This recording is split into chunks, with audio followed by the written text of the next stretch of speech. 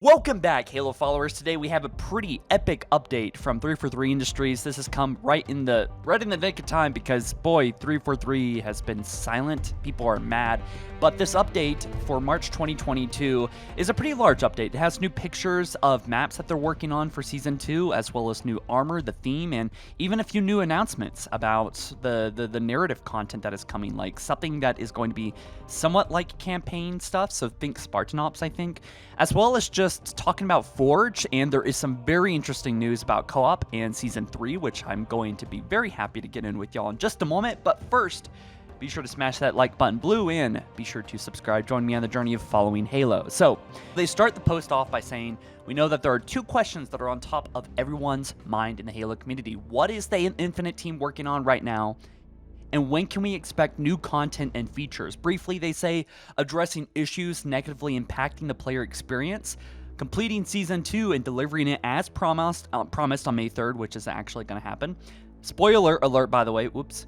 Continuing work on campaign co-op, Forge, and Season 3, and that pretty much gives the spoiler away, but we'll talk about co-op here soon, and Forge as well.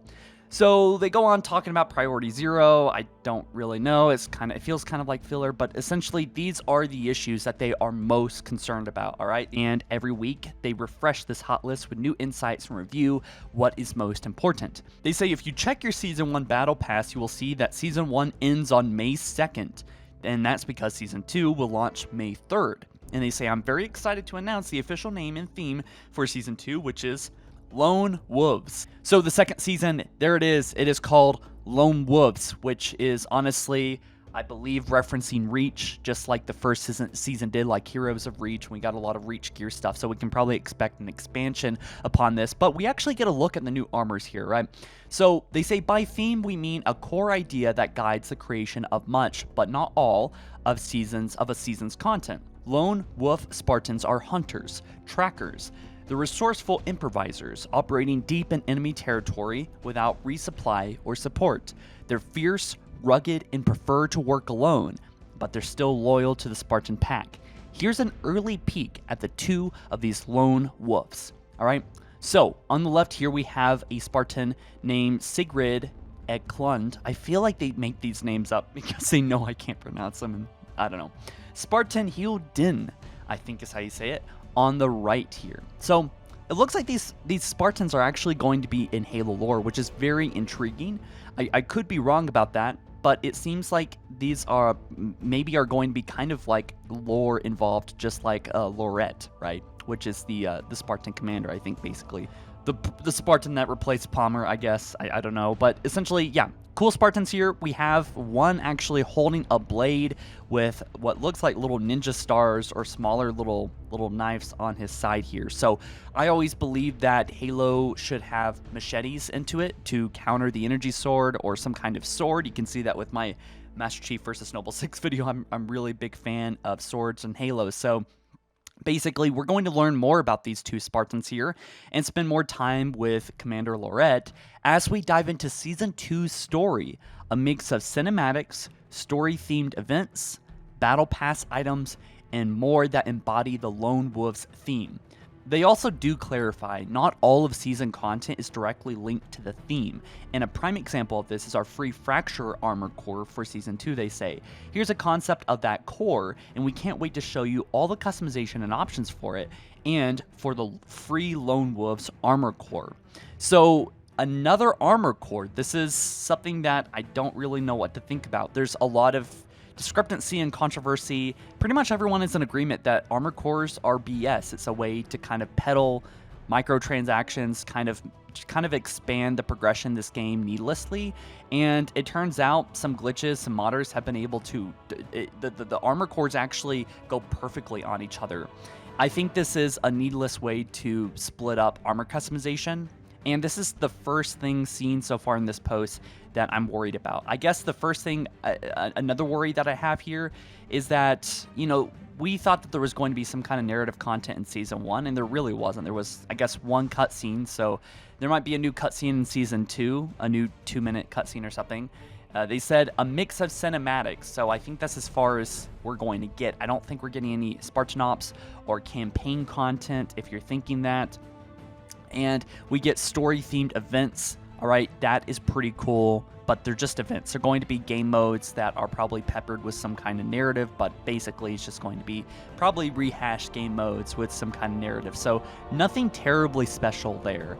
Battle Pass items, something that I would hope that we get, but these are items that probably were already finished when the game launched. I'm expecting, because we just know that there's a lot of content being drip fed to us. And they said more that embodies the Lone Wolf theme. I don't really quite know how this embodies the Lone Wolf theme, but I like it. Looks kind of like Fallout armor here, but moving on. During Season 2, they say we'll also be shipping playlist updates, balance changes, thank God, new modes and maps, specifically one new arena map named Catalyst. All right, so this is Catalyst. Catalyst, this is a paint over, so I forgot exactly what that is, but it's essentially concept art. What you're seeing here is not really in the game, I think. I could be wrong about that, but essentially work in progress. That's all you really need to know. It looks like very major foreigner themed. I see some vines pouring over. Maybe we can expect a little bit of jungleness to it. I want to see a little bit of variety to Halo Infinite's maps, and why I do love the beauty and the return of the iconic foreigner design here in Halo Infinite, returning to form and just looking better than ever. I will say I do not want just gray maps. I want a little bit of foliage in there. I want some green at least, and you can actually see that there's a lot of rust and just, I don't know, mold and algae and just really great detail. Attention to detail, making it look worn. This is something I'm really excited for aesthetically. It looks like there's going to be this, it honestly reminds me of Haven. This might be inspired from Haven from Halo 4 in the remake in Halo 5. So that is an arena map, probably going to be 4v4. They also say that they have a new BTB map in the works named Breaker. Breaker reminds me of that one Halo map, totally forgot it. It starts with a G, Gorfolf something, I don't know how to pronounce it anyway, but yeah, it looks like maybe part of the map will take place on a bridge, maybe it will take part outside, or maybe inside a banished fortress, kind of leaking outside as well. I'm excited for this BTB map specifically because it just looks different. I'm so tired of the pine forest look. I want to see something new. I want to see something kind of exotic, because Halo is an alien sci-fi universe, and we deserve to see something that is indulging in that, right? We want to see something new. So I am excited about the idea of playing on top of a banished fortress / inside, and I hope we get some really unique stuff. And this is going to be BTB, that is 24 players. That's very exciting. We could also be taking, the map could actually be just actually below this fortress here, and could be taking place under it, which I think would be a massive, massive, massive potential miss. Anyway, moving on, the new modes include Last Spartan Standing, a free-for-all elimination mode, which is what they're saying, Last Spartan Standing, as well as another new mode named Land Grab, plus return of an updated all-time favorite mode, King of the Hill. So what you're probably thinking, is that it? It's unclear, because they talk about how they're going to be talking more about this stuff, more about maps and modes, but are they just going to be talking more about these things, or is there more to expect? Anyway, it's unfortunate in a way, because I said just the other day, just days ago, that if they released anything less than 2 maps and at least 2 modes, I think they'll be in hot water. And that is pretty much the minimum that I set there. So far, 2 maps. In a way, I'm at the moment, I'm excited. I'm going to see these maps. I wish it was going to be more like 4 or 5 maps, especially that leak that kind of set up expectations. I'm glad that this post came out when it did, but there's really not a whole lot of clarity as to, I guess, the details of it, right? We just have some idea. Maybe they just rushed this post to get it out, but the new modes include Last Spartan Standing, all right? There has been modders, data miners that have looked into the files. That seems to be what Infection is called. Last Spartan Standing. They did the same thing with Tactical Slayer, which is just SWAT. I wish they would stop trying to change Halo unnecessarily. I mean, this is a classic mode. No one's ever going to call it Last Spartan Standing. People just want to call it Zombies, or an Infection, rather. So just change it to Infection. Don't know why you're doing that, but that's gotta be Infection. I think the data miners can back that up. That's what they've seen in the files that support an Infection-like game mode that is unfinished. And a free-for-all elimination mode. That sounds like sounds like it could be infection. Anyway, land grab, all right, probably going to be something like territories. And then we have King of the Hill. Thank God they're not changing the name of King of the Hill. They know that's too iconic. So pretty much expected content that should have been here on day one, but let's just be happy for once, right? Let's just be excited for a second. They say we'll have a lot more to share about Season 2 maps, modes, and customization options, and narrative content in April as our marketing and promotional campaign kicks into high gear. So, yes, we are still 60 days away.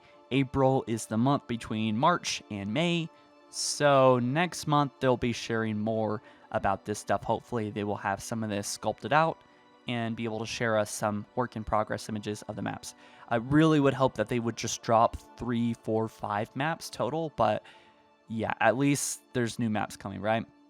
Priority 3. This is the third thing that they're most worried about. Work on campaign co-op, Forge in Season 3. All right, brace yourselves, all right? Might want to set up for this. The reality is, they said, is that, well, they're making great progress on Campaign Network Co-op, and to be clear that this has been occurring in parallel with Season 2 work, as well as our work on Forge. But they say the reality is that it's going to take more time to land a high-quality, full-featured, 4-player network co-op experience in the massive, wide-open world of Halo Infinite.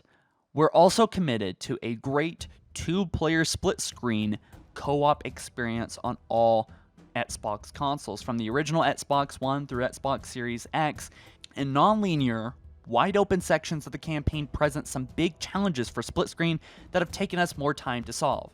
This is my understanding of what I've been hearing for a long time. Yes, 343 Industries is having technical trouble on how to get split screen and co-op working. I've heard, and even though this is not confirmed, and you know, I don't know what to say about this. I don't think they could get away with this, but they've gotten so far, I guess, 6 months delayed co-op and delaying it more, is that will they even ever get it working? And when it does release, what kind of issues is it going to have? You know, I was almost joking the other day about campaign co-op being delayed with Season 2, because that's the only thing that we did know about Season 2, essentially. And yeah, here we are. One of the promises that they made for Season 2 for the past 4 months, 5 months, 6 months, is that it is being delayed. Again, we do know that in August, that is when Season 3 is going to drop. And so essentially they said that there will be time before that they deliver the campaign co-op later in Season 2. It's going to be in Season 2. Let me continue reading. All this means is that we will not be able to ship Campaign Network co-op on May 3rd at the start of Season 2, but we are still aiming to deliver Campaign Network co-op later in Season 2, and we will share a release date for that in the split screen co-op as soon as we can. We are also making great progress on Forge. Indeed, we are already flighting Forge to a small group of community creators and working closely with them to ensure that all of you have a terrific experience creating, sharing, browsing, and playing Forge content. In the near term, we will continue to privately flight Forge as we develop it, while also planning public flights later this year. We will also have the goal of shipping Forge with Season 3. So just to recap that quick here, is that it seems that campaign co-op is not functioning. They said that it was working fine, they're just trying to polish it back about 6 months ago, and here they are saying that it has presented some big challenges. That's what they're saying. I really don't like the inconsistency of this. I'm not saying that they're lying, but it seems awfully weird that we are getting contradicting reports and quotes from them that that this is working fine, they're just trying to put the cherry on top, and then over here someone is saying that it is presenting some big challenges, that not only was it delayed 6 months, but it's going to be delayed maybe 7 or 8 months after launch. And who knows, maybe it has to release with Season 3.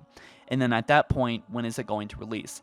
This is a huge, huge L on an announcement. Although I will give 343 credit for actually talking about this and just being honest with us, right? I want to know more, I guess, about it, but ultimately, I just want to see them deliver. You know, as much as I love them to break down the technicals of it, I really didn't see much about desyncing. And it seems like the desyncing isn't really a massive concern here. I would have hoped that something here would have been addressed here.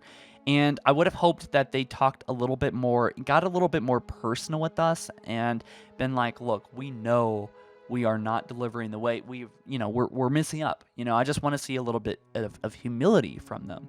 And so, yes, I am excited about the 2 new maps. I'm excited about the Halo game modes that really are not new whatsoever. That seems to be like day one stuff. I don't think that this game is live service yet. I don't consider this live service, even if they deliver everything here that they promised with Season 2. It does make me wary that campaign co-op is being further delayed. It makes me wonder about the serious issues that they have with this game. And I think what I've been hearing so far, rumors, albeit, I think it might be kind of true. From what we've been hearing around the internet is that this game, this engine, it's not working. Co-op isn't working. They don't know what to do. It seems like they don't know what to do, and that they are struggling on creating an experience that literally works. That's the only thing. Because I think if it mostly worked, I think they would release it, but it's not working good enough. It's not good, and I say that because there's so many issues with Halo Infinite already, and they still released it. That's not going to stop them from releasing a feature if it's mostly working, or if it's like even 70% of the time, 80, 90% of the time working. I have to assume that 60% or less of the time you're playing split screen, there are bugs, there are game-breaking issues, there are crashes. Something is very, very wrong here, and it's very ominous for campaign co-op. I am glad that we are seeing some multiplayer modes coming. Thank God. Thank God. I want to see some infection. I want to see some new weapons, which we heard nothing about new weapons here. I don't think they're coming. We do know some balancing things are coming, so maybe we can start using the Ravager and literally any other weapon than the battle rifle and AR moving forward. I think there's a lot of weapons that need buffs, and most of the sandbox is just not balanced here, which is really bad because this is an arena sandbox game. With that being said, they say that there are many folks hard at work on Season 3, and that they will be sharing more details and specifics on all these development efforts at a later date. And that they are addressing hotfixes soon. That seems to be what they're talking about here. And then Season 1 event, Tactical Ops SWAT is back. You could just call it SWAT is back for Tactical Slayer, that event. So something to look forward to, I guess. Anyway, 60 more days for this, guys, but I just wanted to cover this as soon as possible, and you let me know your own thoughts about this. Is this something to be concerned about? Is this something to be excited about? I gotta say, I'm a little bit excited. I'm feeling a little bit of relief, and I don't know what to say to those guys, for you guys that have waited to play campaign with your buddies. I mean, it's getting pretty sad, honestly. If you've waited this long, I think you're going to have to wait between 7 or 8 months post-launch to get your hands on campaign co-op. That is, if they are able to deliver it during Season 2. We could see co-op dropping on Season 3. I could see Season 3 actually being quite overwhelming from a content standpoint of view. I am really hoping Season 3 is going to knock us away, but right now they're playing catch-up. That's what it feels like. You guys, thanks so much for watching. Be sure to smash that like button blue and subscribe. And by the way, go check out my Master Chief vs. Noble 6 animation. Spent a lot of time on it. Me and Reclaimer Gaming are very, very proud of it. All right, I'll catch you guys later. You take care. Peace.